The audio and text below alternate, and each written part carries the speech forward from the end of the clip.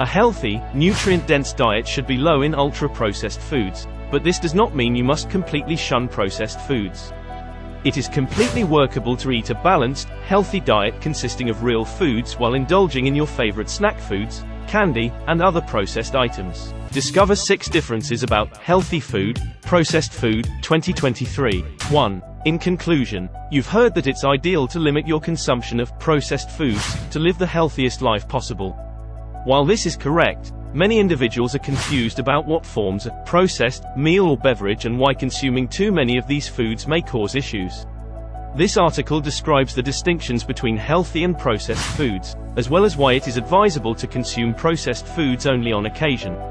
To some extent, all foods are processed. Manufacturers, for example, treat dry beans to make them shelf-stable. This makes them no less healthy. So, before we go into what defines food as processed, it's vital to recognize that foods aren't unhealthy because they've been processed. Research has divided meals into 4 groups based on the level of processing to make them easier to grasp. Group 1. Foods a little processed or unprocessed. This category includes vegetables, fruits, grains, beans, and nuts. These items may have been roasted, boiled, or pasteurized to extend their shelf life or make them safe to eat. Group 2. Cooking ingredients that have been processed and derived from Group 1 foods or nature. Olive oil, maple syrup, and salt are examples of such foods. Group 2 items are employed in the preparation and cooking of Group 1 dishes. Group 3. Processed foods, which include goods manufactured by combining salt, sugar, or other components from Group 2 foods to Group 1 foods. Fresh bread, fruits in syrup, and cheese are other examples. Group 4. Ultra-processed foods. These contain few, if any, of the foods or substances found in Category 1. These foods are intended to be convenient, delicious, and inexpensive, and they are often heavy in sugars, refined grains, fats, preservatives, and salt. These standards aren't ideal or completely accurate for identifying foods. And experts recognize that there's a lot of variation when it comes to labeling foods as processed in research studies. Many studies, for example, consider breakfast cereals to be processed. Healthcare professionals do not consider some cereals to be processed if they have no added sugar and have undergone limited processing. That being said, the purpose of this classification system is to provide a general notion of what is a meal processed based on its manufacture and ingredients. 2. High processed food examples. Now that you understand what forms a processed product, you're wondering which foods and beverages fit into this category. Keep in mind that this is not an exhaustive list. Many more foods and substances are ultra-processed as well. It's not always clear whether a food has been processed, which can make it difficult to rule it out. Reading the ingredient labels is the most reliable approach to identifying processed goods. The world of food additives can be intimidating and perplexing, and it may be tough to recognize anything on ingredient lists. If you want to understand more about food additives and which ones are used in ultra-processed foods, visit the United Nations Codex Alimentarius. Processed foods have few or no processed or unprocessed ingredients and are higher in calories, salt, fat, and added sugars. They also contain chemicals like taste enhancers and thickeners. 3. What meals are considered healthy? Fresh vegetables, fruits, pasteurized milk, chicken, fish and eggs are all examples of unprocessed or processed foods. This is because these foods undergo no or smallest processing before you buy or harvest them. These foods are usually referred to as whole foods, since they are in their original, whole form or close to it. 4. Herbs and spices are made from 100% fruit or vegetable juice, tea and coffee seeds and nuts. Whole food items, such as granola with oats, dried fruit, and no added sugar, or polenta with whole cornmeal, are likewise considered processed and so healthy. Furthermore, some oils, such as olive oil and avocado oil, are made from entire foods and are considered healthful. Using the phrase healthy can be problematic at times since it can stigmatize processed foods. That is why, rather than using the term healthy, it is preferable to use the term nutrient-dense. This term refers to foods that have a high nutritional density per gram. Processed and unprocessed foods are generally higher in nutritional density than ultra-processed meals. A homemade soup made with chicken, veggies, brown rice, and stock, for example, is likely to be far more healthy than a processed canned or boxed soup mix. This does not yet, imply that you must completely shun processed and processed meals. It means that the majority of your diet should consist of entire, nutrient-dense foods. Whole, nutrient-dense foods are not at all processed. Some examples include fruits, vegetables, nuts, beans, fish, and eggs. 5. The main distinctions. There are many differences between healthy foods and processed foods. 6. Calories. In general, ultra-processed meals have far more calories than whole, processed foods. A 100-gram meal of potato chips, for example, contains 545 calories, whereas the same size serving of plain baked potato contains only 95 calories.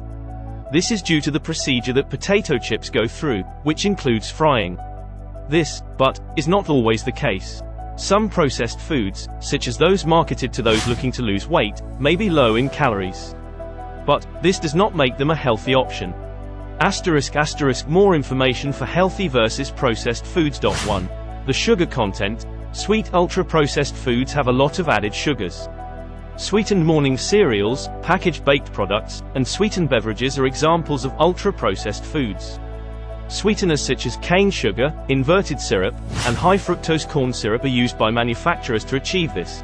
Many processed, sweetened items are unfortunately marketed to children and teenagers. For example, a 1-cup serving of Cap'n Crunch's Crunch Berries, a favorite cereal among children, includes a whopping 16 grams of added sugar. This is approximately 4 teaspoons of added sugar.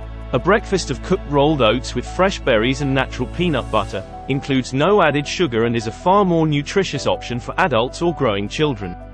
Popular among both children and adults, energy drinks, fruit punch, and soda can contain astonishing amounts of sugar. 2. Other distinctions. Ultra-processed foods have less fiber, protein, vitamins, and minerals, as well as more salt and fat than whole, healthy foods. Yet, this is not always the case. Some ultra-processed meals and beverages may contain extra fibers and protein concentrates, which raise the nutritious content of the product. Weight loss meal replacement bars and energy bars, for example, can be high in protein and fiber. Furthermore, while some processed meals advertised as diet, light, or low fat may be very low in fat, this does not always imply that these items are healthy. When food makers remove fat from a product, sugar is added to improve the taste. Furthermore, many ultra-processed meals, such as diet protein bars and snacks, contain a lot of additives including artificial sweeteners, colors, flavors, thickeners, and other things. Ultra-processed foods contain more calories, added sugar, and salt. To eat a healthy diet, you don't have to shun processed foods. Food is one of the most enjoyable aspects of life. It is an essential component of our social lives and enjoyment. It's good to indulge in your favorite snack food or ice cream now and again, as long as you do so in moderation and eat whole, processed foods. This is significant since consuming ultra-processed meals and beverages is likely to damage general health and raise disease risk. Research reveals that people who eat full, nutrient-dense meals live longer and have a lower risk of acquiring chronic health disorders than those who eat ultra-processed foods. The Mediterranean diet, for example, has been linked to a higher life expectancy and a lower risk of heart disease, diabetes, colon cancer, breast cancer, and obesity. Diets high in ultra-processed foods, such as fast food, sweets, and soda, have been related to higher illness risk and reduced life expectancy. Thus, when it comes to health effects, limiting your consumption of processed foods is critical. To be healthy and lower your risk of disease, stick to a diet that consists of whole, nutrient-dense foods. You can, yet, indulge in your favorite processed meals on occasion. 3. In conclusion, there are significant distinctions between processed foods and/or unprocessed ones. Processed foods have few or no processed or unprocessed ingredients and are higher in calories, salt, fat, and added sugars. Furthermore, they contain additives such as flavor enhancers and thickeners. A healthy, nutrient-dense diet should be low in ultra-processed foods, but this does not mean you must completely shun processed foods. It is completely workable to eat a balanced, healthy diet consisting of real foods while indulging in your favorite snack foods, candy, and other processed items. 4. Only one item. If you want to cut back on ultra-processed foods in your diet, start with one goal in mind. For example, if you now eat fast food 5 days a week, Set a goal of limiting yourself to 1 or 2. I hope the above knowledge will be of some help to you, your friends and family. Wishing you and your family good health with loved ones and friends. Thank you for watching the video. If you find this video useful, please like and share to help more people know. Any questions, please leave a comment below the video. Please click subscribe and press the notification bell to support me. Lolo.